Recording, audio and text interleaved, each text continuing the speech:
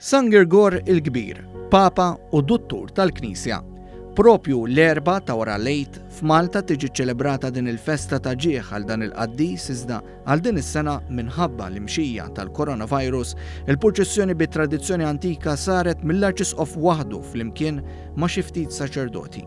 Il-President tal-Għaqda Wirt iż-Żejtun il-Perit Ruben Abela spjega kif San Girgor huwa qaddis brabtiet mal-imxija tal-Mart bħal-pesta.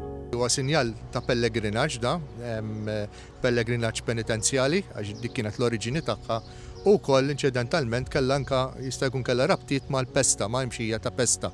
Ma nafux eżatt ma' liema waħda hi, però anke l-qaddis San Girgor per se għandu wkoll konnotazzjonijiet u rabtiet mal-imxija tal-pesta għaliex fis-sena 590 kien hemm il-pesta l-kbira ġewwa Ruma, l-Black Death. Filwaqt li l-pellegrinaġġ penitenzjali qabel kien jibda mill-Imdina għaż-Żejtun, dak tal-lum isir mill-Kappella ta' San Klement tal-Knisja Parrokjali ta' Santa Katerina u mbagħad għall-Knisja Antika ta' San Girgor li tinsab fit-tarf tar-Raħal. Waqt li segwejna l-Arċisqof għaddej bil-pellegrinaġġ, in-nies illum xirfu mitwieqi u l-galleriji biex segwew din il-proċessjoni li ma kellix serbu twil ta' fratelli magħha minħabba il-pandemija. Tista' tgħid kienet waħda mill-festi nazzjonali fejn mhux biss iż-Żwieden, imma tista' tgħid il-poplu Malti kollu kien jattendi biħġaru għal dil proċessjoni u wara kulħadd kien jerħilha l-Marsa Xlokk.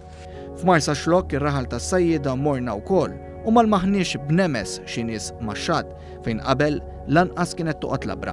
Fil-fatt f'dan ir-raħal pittoresku wħud kienu jagħmlu l-ewwel qawma iżda llum l-atmosfera kienet għal kollox differenti. Il-President ta' Wirt iż-Żejtun spjega kif il-festa ta' San Girgor hija festa folkloristika. Wara l-ofsinhar l-ennejja kienu jinġabru Marsa Xlokk u kienu jinġabru f'qatat ngħidu ġgajtit u jagħmlu l-għanijiet tagħhom u jqablu l-għana bix-xatt ta' Marsa Xlokk.